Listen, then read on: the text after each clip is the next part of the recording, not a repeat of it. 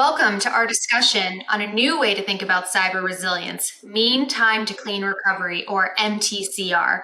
I'm joined by two experts who created this MTCR concept, Darren Thompson, Field CTO at Commvault, who works closely with organizations across industries on resilience and strategies, and Duncan Bradley, UKI Security and Resiliency Practice Leader at Kyndryl. They authored the original thought leadership of MTCR. And for years, organizations have been measured recovery success by how quickly systems can be restored. We use acronyms like RTO and RPO, RTO, Recovery Time Objective, RPO, Recovery Point Objective. But in today's threat landscape, we know that speed alone does not equal safety, and it doesn't equal recovery success. If the data you recover isn't clean and trustworthy, you risk turning your recovery into the continuation of another attack. Hi, I'm Danielle Scheer, Chief Trust Officer at Commvault, and I spend a lot of my time helping boards and executives understand how cyber risk meets business risk. I'm very excited to guide today's discussion and to unpack why this new concept, MTCR, isn't just another technical metric, but the business standard that now belongs in the boardroom. Let's have a shot at this. Yeah, thanks, Danielle, and thanks for the great intro. Just this year, in 2025, in the UK in particular, but actually all over the world, particularly Europe, we've seen some focus attacks on retail, and we've seen firsthand just how hard it has been for those retailers to stay engaged with their customers and, importantly, recover their systems. This year, I was personally involved in a particular attack, started around the middle of April of 2025. And just to give you a bit of a sense as to the timeline that took place for that business to recover, in the April period, there was essentially a ransomware event. And during that period, the business did a great job at kind of, if not stopping that event, isolating and stopping the spread. In the May timeframe, they moved into trying to confirm the nature and the scope, what I call the blast radius of the attack. And they started to communicate out. And then from May through to the beginning of August was the actual recovery of systems. So in other words, pushing 3 months and through the August timeframe, then only a phased approach to reintroducing systems.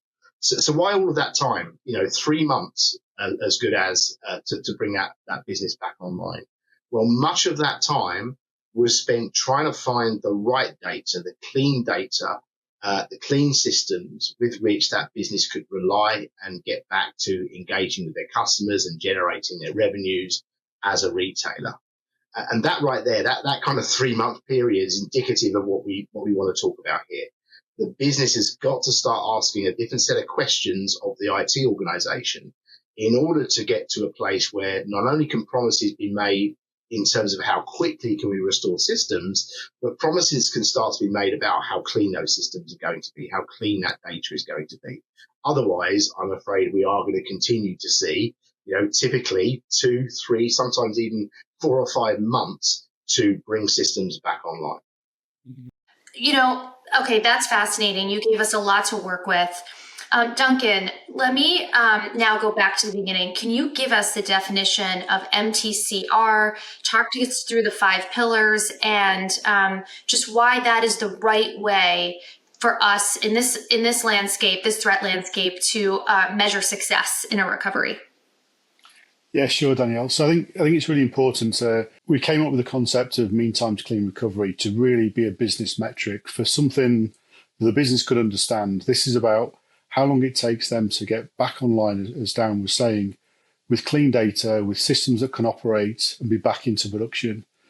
Most organizations have really focused on availability of their systems being available online without understanding that these cyber attacks, they take out the data and the platforms that support those operations.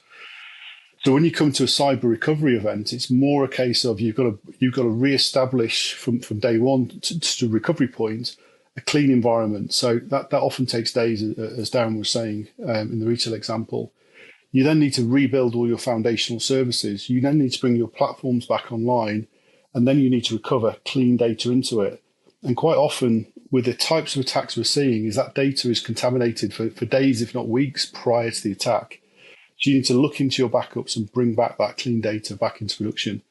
This MTCR, this mean time to clean recovery, is meant to be a business indicator to say, how long can you be out for? How long would you be out for today if the event happened? And then this is used to challenge the IT and the CISO organizations to shrink that mean time to recovery. And so, how is MTCR different from traditional measures? It sounds like it's sort of a lot of the traditional measures in one larger measure. Well, I think this is where recovery time objectives, how long does it take to get that system back online? It doesn't take into account what type of data is going to be within that platform. And typically they use as availability. How long does it take me to fail over from data center A to data center B in that traditional infrastructure attack? Recovering data back is a much more complicated endeavor. It's not just about getting a data set back, it's about getting the platform back online. So if you think about identity services, you need your identity working before anyone can access the data. Just measuring how quickly it takes to get a database back doesn't mean that business process will be back online. And it's really designed to encapsulate those different pillars of those systems that you need to bring online to be able to get the business process working. And Danielle, if I may, I think this talks to a larger problem. So it's very easy to go down the technical route on this conversation, and indeed this represents in many ways a way of measuring the technical organization. But I think this speaks to an organizational problem. What we see all of the time is that one of the issues culturally around recovering systems, and one of the reasons it takes so long in many cases, as was the case in my example, is we're actually there are two teams that need to take some responsibility here. There is clearly the traditional kind of infrastructure team, the people responsible for backup and recovery. Clearly, they have a job to do, but it isn't only them anymore. It's a security team as well. The team that can tell you via, forensics, for example, where the clean backup is, where the clean data is, how infected systems are. That's a security team. So where those teams are not working together on recovery, or they're speaking different languages, or they're measuring themselves in different ways, we start to see a problem, and it starts with culture. So one way of thinking about this is if you take RPO and RPO, recovery time objective, how long is it going to take me to recover? Recovery point objective, how much data am I likely to use? And you combine that with the business of forensics, a security discipline. Now we've got MTCR. So this is that the C is important. The cleanliness of that data is really, really critical. And the starting point here, as no doubt we'll discuss, is let's just have the business ask that question. How long can we get our systems back clean? And that's, what we see every day is that's not that tricky a question to ask, but a really tricky question to answer, particularly where there is that cultural gap between the security and the infrastructure team. I really think that's what the brilliance of MTCR is, because you take a number of very technical concepts that IT and security teams measure themselves on, and you turn it into something that you can talk about with CEOs and boards of directors. So taking your example, Darren, of a retailer at Christmas who has experienced a cyber attack, how would you use MTCR if you were standing up in front of a board of directors to explain what's happened and how the recovery process is going? Well, I'll start the response, and I'm going to hand off to Duncan to end the response, because there's a bit of this paper that Duncan was very responsible for to do with really the grouping of assets that combine into a service. But I'll start by saying there's a couple of discussions that need to be had that very often are not being had. One is around risk appetite. So who are we as a business? What kind of a business are we?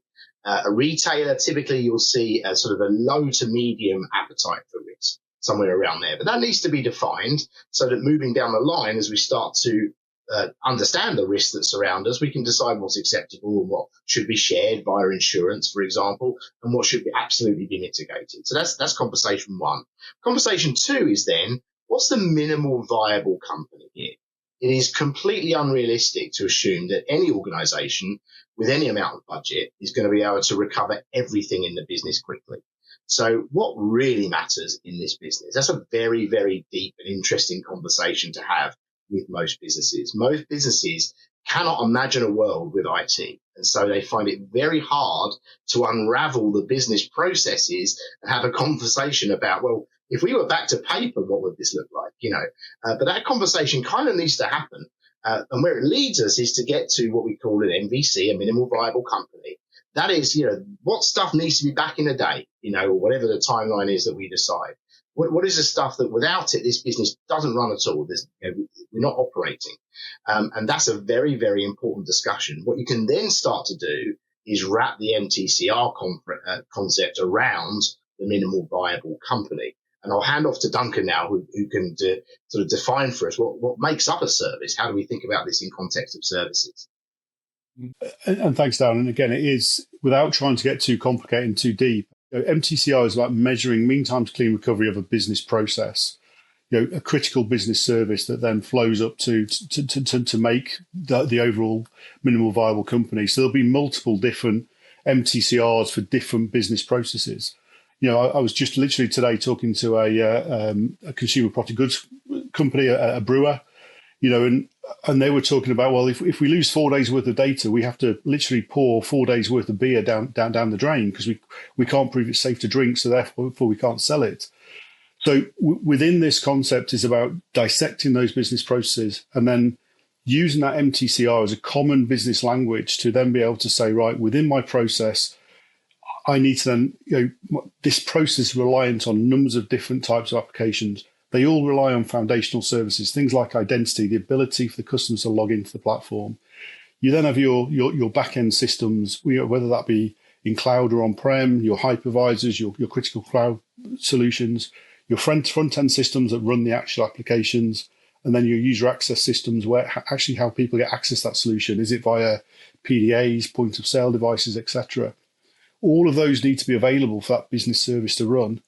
So it's the MTCR is designed for the business owner to own it. First step in that journey is to then benchmark what is their current MTCR. How long would it currently take them, even if they could get back to clean data? Because that's the shocking point at the moment is that most organizations do not have technology in place that allows them to protect their backups and be able to interrogate their backups to take out clean data, which is the real business problem that we're here to solve. It's very interesting. You said, what is the current MTCR? So MTCR isn't a measurement that's taken at the end to measure how well we recovered. MTCR is taken at intervals throughout the entire attack. And that's probably because if you rush to a recovery, you can actually do more damage. Can you talk a little bit about that? Yeah, I can certainly pick that up.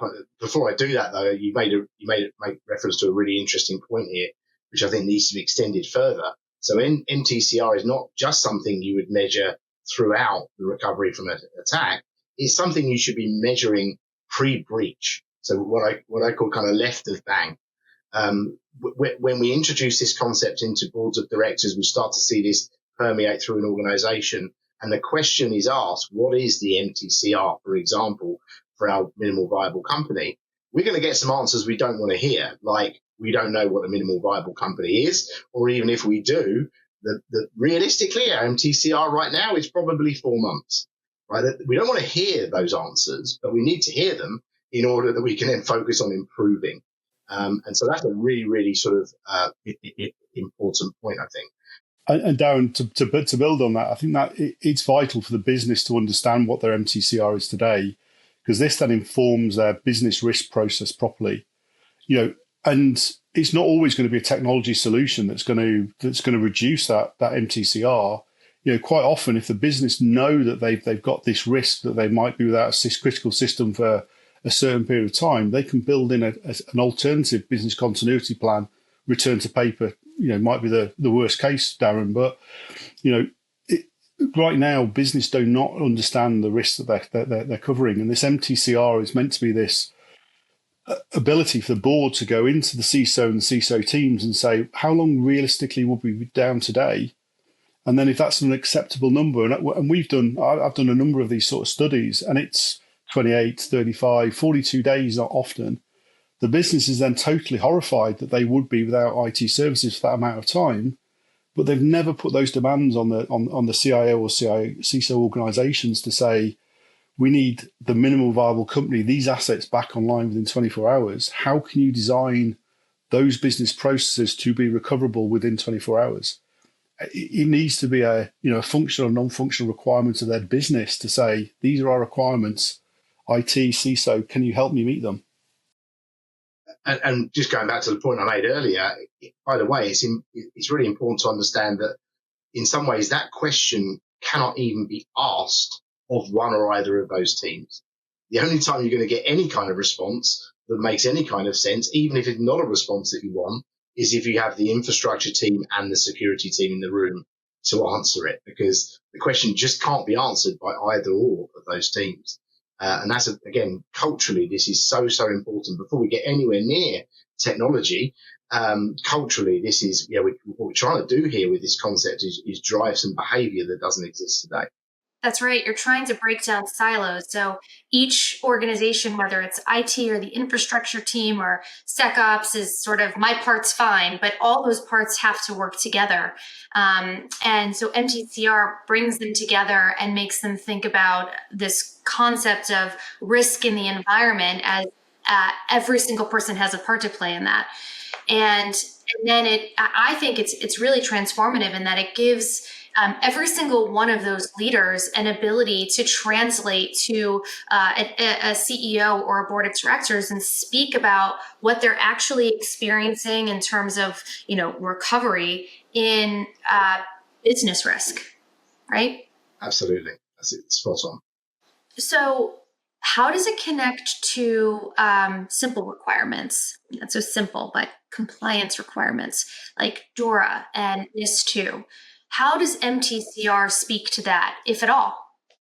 Well, I'll start if that's okay, Duncan. So here's my initial thinking on that. And, Danielle, you and I have both been through those DORA articles plenty of times together and spoken about compliance.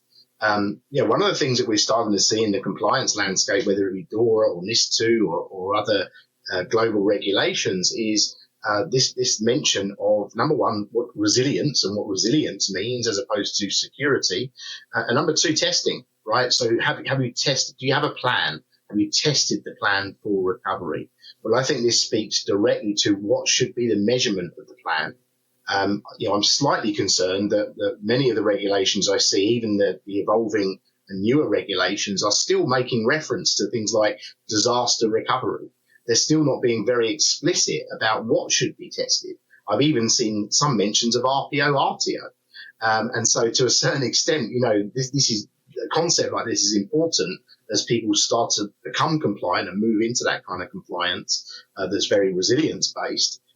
In terms of, what are we going to measure here? Because if we just measure old disaster recovery metrics, we're really not going to move very far forward here. What we're going to find is we get attacked, we go to our DR plan, we execute the DR plan, and surprise, surprise, we can't find our clean backup, and it takes us 30, 40, 50, 60 days to recover. So we've got to change the mentality here. And with regards to compliance, it was so refreshing to see some of the new compliance sort of policies and schedules mention resilience, recovery, and testing. But we've got to make sure that we think about those in the right way and with the right kind of frameworks and contexts. Yeah, I totally agree, Dan. I think if you look at a lot of the requirements from DORA and what the European Central Bank have said about stress tests, most organisations have set themselves up to fail because it says you've got to prove that you can recover within your business impact tolerance. And most organisations are setting that business impact tolerance on availability metrics or the old DR plan that says I can fail over from data center A to data center B in 4 hours. You can't recover an entire bank or an entire financial institution in 4 hours. It's impossible. So I think, and this is sort of highlights the need for this new vocabulary of MTCR so that they can re-look at that business tolerance, that business impact tolerance, to redefine it to say, if I lose my core system, for example, my ledger, how do I operate? Well, I can't operate, so therefore I need to put in contingency plans of how I can sub-process to then be able to roll back once you get your ledger back online in a financial example.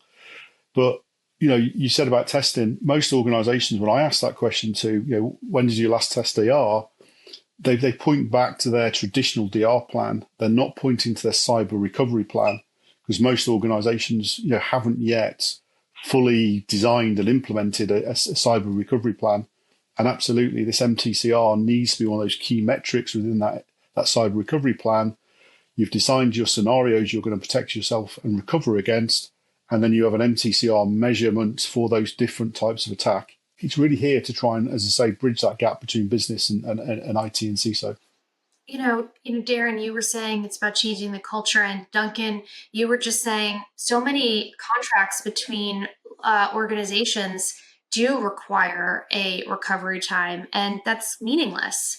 So it's not just for the technical teams, but also the enterprise risk management teams, the lawyers who are contracting, to understand that RTO and RPO are not enough, but the new standard is clean recovery, and everybody needs to understand what the end result should be, not sort of the pieces along the way that might be meaningless, right? Yeah, I think that's a really good point. And I fully expect as we move forward with the concept and we run workshops around preferred risk posture and around minimal viable company and around the MTCR, I expect us to discover that, perhaps many more people than traditionally would have been associated with system recovery need to take an interest and have a voice in those workshops for precisely the reasons you mentioned, Danielle. So for leaders listening, I encourage you all to check out the full report. It's called Redefining Cyber Recovery, Introducing Mean Time to Clean Recovery. And I have one more question for Duncan and Darren, which is, you've covered a lot of ground today. You've grounded it in a real application for a real business, which makes a lot of sense. For leaders listening, where do we start? Where do we start right now? We read the report and we want to introduce this concept into our companies, into our businesses. How do we get started? Well, for me, for a non-technical leader, I would encourage the calling of a meeting between whoever's responsible for infrastructure delivery in the company, normally a CIO, and whoever's responsible for cybersecurity in the company, normally a CISO, may not be. Call a meeting with those two individuals, those two leaders, and ask the question: how quickly, if we were to suffer a catastrophic ransomware attack, let's use ransomware as an example because it's prolific and we're all being affected by ransomware. So in the event of a catastrophe with ransomware, how quickly could you restore this business together and guarantee me that the data I'm about to start using to run the business is clean? I guarantee you 5 other meetings will be spawned from that one meeting, because the answer's not easy. It will require collaboration across those teams. It will require a mindset change as well. And I think, Darren, I would say a very similar thing, apart from I'd probably widen that audience to bring in people like their chief risk officer and procurement into that conversation, because most organizations, when they look into whether it's a SaaS contract or whether it's an outsourcing contract, it's generally silent on this cyber recovery. When can I get recovery back to clean data? Because in most of those types of contract, it is the customer that's responsible for their data.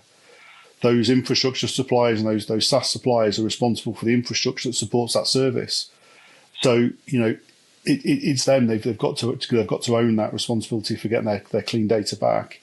But also they then need to disseminate that quite quickly to their business leaders to try and really understand what is our MVC, because organizations will, as you said earlier on, Darren, just cannot afford and will never be able to recover their entire enterprise's systems within a very short period of time. The key here is about prioritizing, and only the business can judge what is most important to them in a disaster cyber boom situation.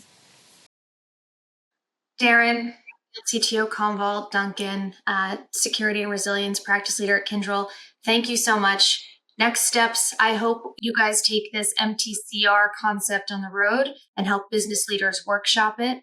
And I fully expect we will start seeing this show up all over globally as we help our companies figure out the MVC for each of them. Thank you so much for your time today.